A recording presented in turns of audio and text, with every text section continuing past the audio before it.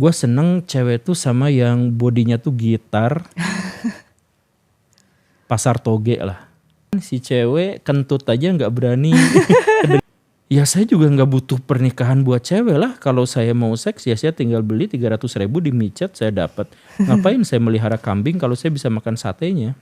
Kenapa sampai di dunia modern sekalipun kalau ada pasangan laki-laki dan perempuan mau menjalin hubungan harus laki-laki yang nembak duluan? Kenapa tidak perempuan? Kenapa kalau ngajak pacaran pasti cowok duluan tapi ngajak nikah tuh harus cewek duluan? Cowok telanjang tuh nggak viral. Ingin grepe-grepe doang.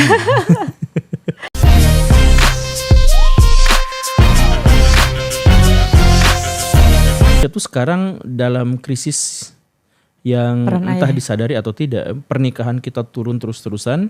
Tahun kemarin, tahun 2025 itu pernikahan kita adalah yang paling rendah sepanjang sejarah Indonesia. Dan perceraian tertinggi sepanjang sejarah Indonesia. Jadi kita tuh sudah mulai mendekati era seperti yang terjadi di Amerika Serikat, di mana 90 sekian persen pernikahan diakhiri oleh perceraian.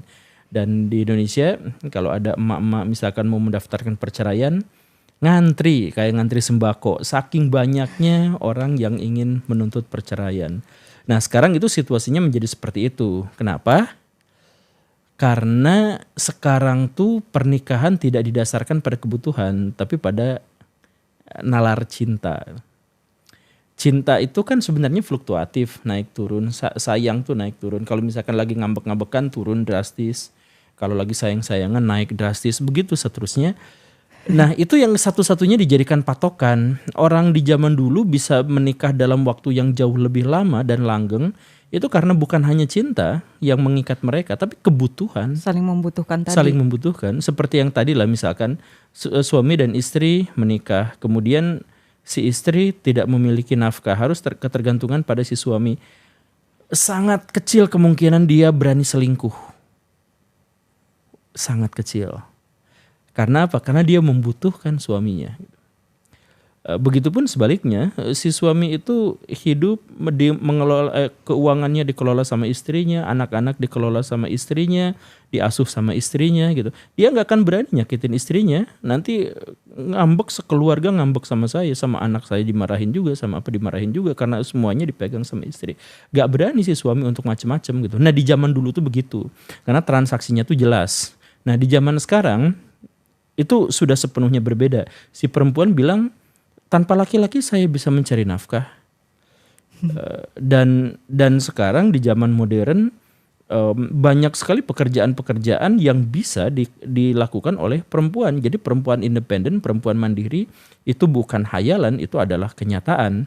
Nah, dia bilang seperti itu. Kemudian si laki-lakinya, ya saya juga nggak butuh pernikahan buat cewek lah. Kalau saya mau seks ya saya tinggal beli 300.000 di micet saya dapat.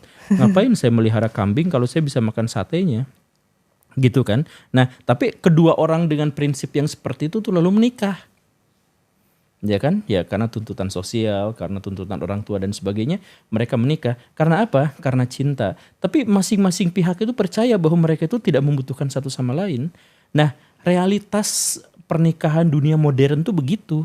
Sehingga angka perceraian itu menjadi sangat tinggi. Dan angka pernikahan menjadi semakin berkurang. Kata si cowok, ya ngapain juga gue nikah. Nanti gue gak boleh mancing, gak boleh nongkrong, gak boleh ketemu sama teman-teman, gak boleh nonton bola. Kata si ceweknya, ya ngapain juga gue nikah. Gue udah punya duit, udah punya perusahaan, udah punya nafkah sendiri. Nanti kalau punya suami nanti dia ribet lagi ngatur-ngatur saya gini dan gitu kan. Nah tapi pada gilirannya mereka tuh menikah. Nah itulah realitas di dunia modern. Sehingga pernikahan menjadi lebih sedikit, perceraian menjadi lebih banyak. Kalau sudah seperti itu bagaimana? Saya di satu video menjelaskan seharusnya etika kita tuh direvisi. Etika pernikahan kita tuh direvisi. Karena latar dari pernikahan kita tuh sudah berbeda, sudah berubah. Yang dulu membuat pernikahan itu sangat relevan, sekarang tuh enggak. Secara sosial ya, nanti dihujat lagi sama agamawan. Tapi secara sosial tuh gitu. Coba Teteh sekarang alasan menikah selain karena takut digunjingin dan selain sama orang tua yang nyuruh gitu. sebenarnya alasan nikah itu apa gitu. Cinta tadi. Nah, cinta yang fluktuatif itu kan, begitu Naik fluktuatif. turun, kadang hilang, kadang tumbuh. Iya. Nah, itu dijadikan sandaran dalam pernikahan, dalam sistem yang formal, lembaga yang formal. Rentan sekali. Jadi harusnya nikah karena saling membutuhkan. Awalnya pernikahan itu memang saling membutuhkan. Dan kebutuhan itu juga sebenarnya terpantau dari selera kita terhadap lawan jenis. Ini pernah dipaparkan, misalkan begini ya. Kenapa perempuan suka sama laki-laki berbahu lebar, six pack dan tidak gendut, misalkan yang seperti itu, misalkan. Kenapa ngelirik? Misalkan begitu ya. Ya karena sebenarnya lengan yang kekar, kaki yang kekar, perut yang six pack itu sebenarnya adalah simbol dari kerja keras. Jadi perempuan sebenarnya menginginkan laki-laki yang bekerja keras dan bisa menafkahinya. Dan itu tersimbolisasi secara visual dengan tampilan fisik yang begitu. Nah dan itu berarti apa? Berarti perempuan membutuhkan laki-laki yang seperti itu, baru tapi dia terjemahkan sebagai saya menyukai, selera saya adalah cowok yang gini. Padahal itu bukan selera dia cowok yang gini, seleranya itu kebutuhan atas nafkah dan kebutuhan atas perlindungan. Begitupun cowok, gue seneng cewek tuh sama yang bodinya tuh gitar, pasar toge lah. Mungkin seperti itu kan. Nah sebenarnya dia gak butuh itu. Dia tuh butuh terhadap perempuan yang bisa bereproduksi dengan mudah dan baik. Nah perempuan yang bisa bereproduksi dengan baik artinya apa? Melahirkannya dengan mudah, berarti panggulnya harus lebar. Kemudian dia merawat anaknya, menyusui dengan baik, berarti si payudaranya misalkan harus besar gitu. Nah ini kan simbol-simbol visual yang berarti si laki-laki itu membutuhkan perempuan yang bisa bereproduksi dengan baik. Nah, jadi kebutuhan laki-laki terhadap perempuan dan kebutuhan perempuan terhadap laki-laki dipahami oleh kita, selera kita, kesukaan kita adalah cewek yang gini, cowok yang gitu. Padahal itu sebenarnya adalah tafsiran atas kebutuhan kita. Nah, makanya pernikahan itu harusnya didasarkan pada kebutuhan. Cinta tuh belakangan. Cinta tuh ada setelah kita meyakini bahwa dia bisa memberikan kepada kita kebutuhan-kebutuhan yang kita butuhkan gitu. Alat pemuas kebutuhan kita gitu. Gimana caranya tahu kalau pasangan ini adalah yang kita butuhkan? Gak ada. Kita nggak tahu, kita nggak punya akses untuk mengetahui itu. Nah makanya itu kan yang bikin orang sering salah pilih. Ternyata kita nggak saling membutuhkan setelah dijalani, makanya bercerai. Makanya pernikahan itu sebenarnya random banget karena bayangin aja, laki-laki punya karakteristik yang begitu beraneka ragam, bervariasi, dan si perempuan juga seperti itu. Dan mereka tuh harus menemukan pasangan yang cocok. Dan bagaimana cara menemukan pasangan yang cocok? Pacaran, kan kacau. Ketika kita pacaran, kita tidak menampilkan karakter kita yang sesungguhnya. Betul. Si perempuan juga tidak menunjukkan karakteristik yang sesungguhnya. Jadi kita tuh pacaran tuh nyari kecocokan, tapi pada prakteknya kita sama-sama menonjolkan gimmick muka palsu. Jadi si cowok tampil begitu perhatian, si cewek kentut aja nggak berani kedengeran dalam situasi pacaran. Makanya ketika pernikahan, oh kamu ternyata berubah ya, kamu nggak kayak dulu lagi. Bukan nggak kayak dulu lagi, aslinya dari dulu tuh gitu, cuman nyamar. Oh iya, diumpet-umpetin pas pacaran. Diumpet-umpetin. Nah, jadi ini bahkan jadi diskusi sejak zaman Aristoteles, sejak zaman Plato. Kalau kamu tuh gak bisa mengetahui bahwa pasangan kamu tuh emang ideal buat kamu atau enggak gitu. Jadi yang mereka ilustrasikan, para filosof zaman dulu tuh ilustrasikannya gini nih. Kamu harus melakukan perjalanan dari satu kota ke kota yang lain, jalan kaki. Nah, kamu harus mengambil rumput terbaik yang bisa kamu ambil, yang terbaik. Tapi kalau sudah ngambil satu, gak boleh ngambil berikutnya. Nah, cinta tuh kayak gitu, pernikahan tuh kayak gitu. Jadi pas kita jalan, ini yang terbaik bukan ya? Ambil Kita nggak tahu di depan punya jauh yang lebih bagus tuh, kita nggak tahu. Atau kita, oh ini bukan yang terbagus, kita simpen aja. Bisa aja sampai ujung kita nggak nemu. Dan kita tuh gak tahu gitu. Nah, menemukan pasangan yang ideal tuh kayak gitu. Kita tuh gak tahu apakah saya menemukan dengan Akang ini yang pakai headset.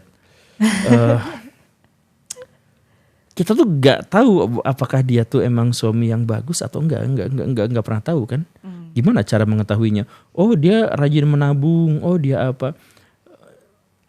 Ada seorang tokoh terkemuka perempuan di Indonesia yang cukup mandiri, dia adalah pejabat publik dan sebagainya. Dia bilang dulu suaminya tuh adalah suami yang lempeng-lempeng aja, nggak pernah belok ke sana ke sini, dia lurus saja. Tapi ketika dia menikah, baru sadar bahwa pernikahannya itu begitu luar biasa gitu, begitu si laki-lakinya tuh ternyata gak seperti yang dia bayangkan sebelumnya. Ternyata fantasinya tuh luar biasa ke sana kemari gitu. Nah, apakah itu salah perempuan? Aku ternyata melakukan kesalahan, aku salah dalam menilai. Enggak. Sebenarnya bukan salah dalam menilai, sebenarnya ini keberuntungan sepenuhnya. Jadi gimana dong kita? Ya saran saya sih kalau misalkan kita ada dalam situasi yang seperti itu, kedepankan rasio, jangan kedepankan perasaan. Karena perasaan itu kan sebenarnya hawa nafsu kan. Feromon masuk ke dalam hidung, kena oksitosin, ada dopamin, nyala semuanya di sini dan seterusnya, yang akhirnya kita tertarik pada orang itu gitu. Padahal sebenarnya nggak cocok, cuman karena dorongan biologis kayak pacaran gitu kan.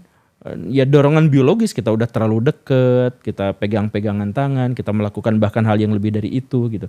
Nah itu kan udah itu si otak itu terkacak-kacak sama hormon masing-masing kan yang tuker-tukeran yang kayak gitu. Nah rasio kita, logika kita itu jatuh di situ. Makanya kalau mau pasangan ya pikirkan apakah dia adalah orang yang baik atau enggak. Walaupun sekali lagi ya tetap random sih, tetap membutuhkan keberuntungan yang besar. Tapi setidaknya kita tuh harus memilih berdasarkan rasio, logika, bukan berdasarkan pada perasaan, apalagi paksaan, apalagi dalil agama. Berarti pentingnya mengenal pasangan itu kayak transparansi aja, kayak kalau kita udah kenal ya udah kentut sembarangan aja gitu nggak sih Pak Guru? Tidak menutupi, tidak memakai topeng. Gua aslinya begini loh gitu. Ya, dan ada data yang cukup mengejutkan di mana pasangan yang menikah karena dijodohkan itu jauh lebih stabil pernikahannya dan lebih susah bercerai daripada hasil dari pacaran. Daripada hasil yang sama-sama suka. Iya. Karena itu hasil sama-sama suka itu sama-sama ngibul. Iya. Kalau dijodohin nggak ada yang ditutupin ya. Kalau dijodohin kita tuh surprise gitu, surprise dan kita membutuhkan waktu. Biasanya pasangan suami istri itu butuh penyesuaian diri itu 6 tahun. Makanya itu rentan biasanya kalau sudah tembus 6 tahun potensi perceraian itu menjadi lebih sedikit biasanya gitu ya. Tetapi kalau misalkan masyarakatnya terlalu modern kayak di Jepang itu gak ngaruh gitu. Tapi maksud saya kita tuh butuh penyesuaian yang lama. Nah lucunya penyesuaian itulah justru yang membuat rasa cinta kita tuh lebih besar dan menggebu-gebu. Oh iya. Iya, karena ketika penyesuaian itu kita tuh gini nih, kita tuh kayak lagi main game dan kita antusias main game tuh kalau belum selesai. Kalau udah namatin tuh, udah gak ada tantangan lagi gitu. Jadi tantangan yang besar justru malah membuat kita tuh bertahan gitu, kayak gitu. Nah makanya 6 bulan pertama itu ringkih banget, tapi biasanya bertahan karena baru 6 bulan. 6 tahun pertama, kemudian itu juga butuh penyesuaian dan setelah itu biasanya lebih stabil. Tapi setelah lebih stabil juga komunikasinya harus jalan. Kalau enggak ya bahaya. Saya pernah bikin sebuah video. Saya jelaskan begini. Kenapa sampai di dunia modern sekalipun, kalau ada pasangan laki-laki dan perempuan mau menjalin hubungan, harus laki-laki yang nembak duluan. Kenapa tidak perempuan? Kenapa kalau ngajak pacaran pasti cowok duluan, tapi ngajak nikah tuh harus cewek duluan? Kenapa harus seperti itu? Kenapa? Ngalamin nggak? Jadi kalau ngajak pacaran tuh biasanya cowok duluan yang nembak. Ya, nah, karena cewek malu lah. Masa aku yang nembak cowok gitu? Nah, kenapa coba malu? nggak tahu kayak masa aku yang menyatakan duluan, ntar kalau dia nggak suka bagaimana? Ya kan cowok juga gitu kan, terbebani oleh itu. Masalah utamanya gini Teh. Ini makanya perasaan itu didasarkan pada kebutuhan. Ini saya jelasin kebutuhannya gini. Kalau terjadi hubungan laki-laki dan perempuan, hampir seluruh dari resiko hubungan itu ditanggungnya sama perempuan, bukan sama laki-laki. Jadi kalau misalkan ya ada hubungan, kemudian hubungan itu tidak sehat, KDRT, perempuan yang korban, laki-laki jarang. Atau misalkan pas pacaran, si perempuannya yang hamil, itu ya resiko yang nanggung tuh si perempuan. Mau aibnya, mau urusan fisiknya, biologisnya, itu semua si perempuan yang nanggung. Atau misalkan terjadi hubungan, terus mereka melakukan aktivitas yang lucu-lucu, direkam, difoto, disebarkan, diviralkan. Cowok telanjang tuh gak viral. Yang viral tuh ceweknya. Nah, dalam hubungan laki-laki dan perempuan, yang selalu menanggung resiko itu adalah si perempuan. Karena itulah maka si perempuan itu mengeluarkan mekanisme pertahanan diri di mana dia hanya mau mencintai setelah dia yakin dicintai. Kan kalau dia dicintai, logikanya kalau dia dicintai, yang mencintai saya tuh nggak mungkin nyakitin saya, nggak mungkin nempelengin saya. Makanya saya akan mencintai siapapun kalau dia terbukti mencintai saya. Nah makanya kenapa harus cowok yang nembak duluan? Si cewek itu harus buktikan cinta kamu ke saya, baru saya bales. Saya nggak mau mencintai laki-laki yang nggak mencintai saya, karena resiko dari dari hubungan hubungan laki-laki dan perempuan ditanggungnya sama perempuan, gitu kan? Itu kayak tertanam di bawah sadar sendiri ya? Alam bawah sadar, makanya pas Teteh mengalami hal itu, Teteh nggak tahu kenapa begitu. Saya juga nggak tahu kenapa begitu, tapi kan gini. Nah, tapi dasarnya adalah karena Teteh tuh harus meyakinkan kepada diri dan kepada diri sendiri bahwa yang deketin saya tuh adalah orang yang mencintai saya. Maka buktikan, kamu nyatain effortnya mana, tunjukin keseriusan kamu. Semua itu kalau sudah nunjukin keseriusan, sudah nunjukin ini tuh baru oke, saya percaya. Ayo kita menjalin hubungan yang lebih jauh, kan begitu kan? Iya betul. Iya banget lagi. Iya nah. Ya jadi dan itu tuh harus dipertahankan sampai sekarang, itu relevan. Karena relevan, beda sama poligami yang tadi, karena itu relevan maka sampai sekarang si perempuan juga nunggu untuk ditembak. Nah cuman pada umumnya setelah terjadi pacaran yang begitu lama, biasanya si ceweknya yang nagih, kamu kapan ngajak aku nikah? Biasanya. Dan si laki-lakinya Nah kenapa? Karena pada bagian itulah sebenarnya kita tahu si laki-laki itu serius atau hanya pelampiasan hawa nafsu saja. Karena gini, pernikahan tanggung jawab yang besar itu untuk si laki-laki. Jadi si masyarakat itu menekan si laki-laki untuk pertanggungjawaban. Lu istri kamu tuh tanggung jawab lu. Anak tuh harus lu nafkahin. Jadi semua masyarakat itu menuntutnya kepada si laki-laki. Maka ketika gerbang pernikahan, si laki-lakinya yang jadi belah beloh karena dia tahu konsekuensi besarnya.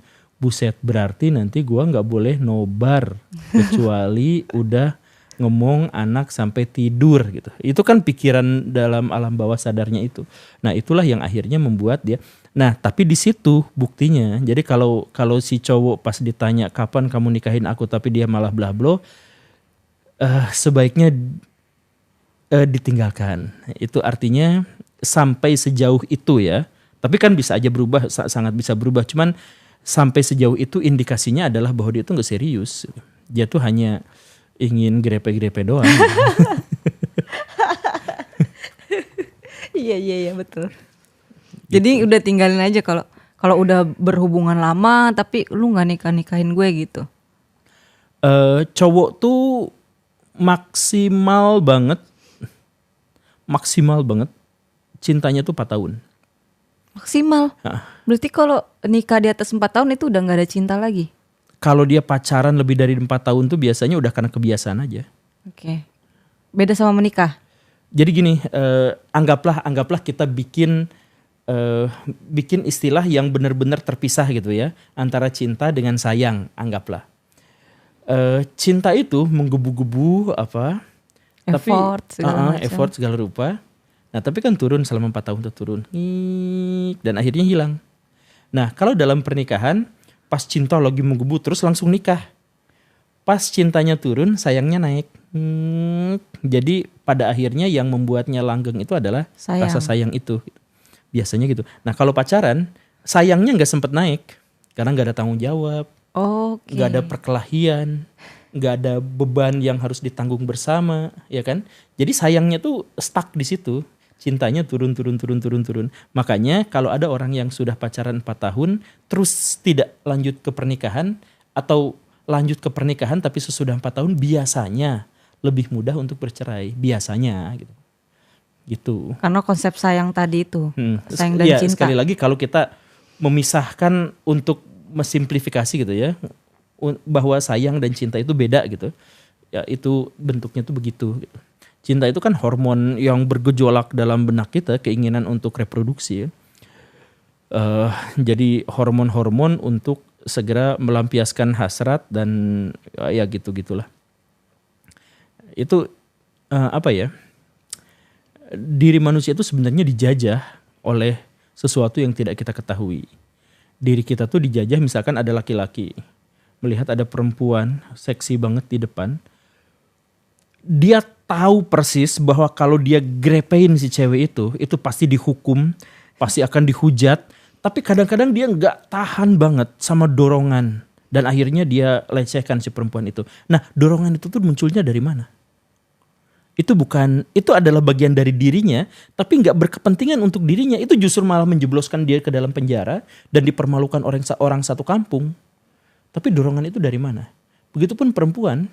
Perempuan itu ketika dia proses reproduksi dan melahirkan, sakitnya kayak gimana, effortnya kayak gimana, badan udah rusak segala rupa atas bawah, kadang-kadang juga kena baby blues. Tapi kenapa ada perempuan yang tetap menginginkan punya anak gitu? Ada dorongan di luar tubuh kita, di dalam tubuh kita, tapi itu bukan bagian dari kita, yang membuat kita terpaksa untuk melakukan reproduksi itu. Apa coba itu? Tapi itu bukan kita kan, maksudnya ya itu kayak tadi nih, sebagai cowok gitu, lihat cewek cantik pengen megang, pengen lecehin gitu, itu gak tertahan. Dia tuh dengan seluruh logikanya tahu bahwa kalau melakukan itu bakal gini gitu, tapi dia yang tidak tahan terhadap dorongan itu tetap aja melakukannya. Dorongan dari mana itu? Ya diri kita itu gak pernah diri sendirian. Kita tuh terdiri dari banyak sekali elemen yang di luar kesadaran kita ada kesadaran-kesadaran yang lain. Ya, makanya harus berhati-hati untuk bisa mengendalikan itu. Salah kita dalam mengambil keputusan, salah kita dalam memanjakan keinginan kita, itu bisa menghancurkan kehidupan.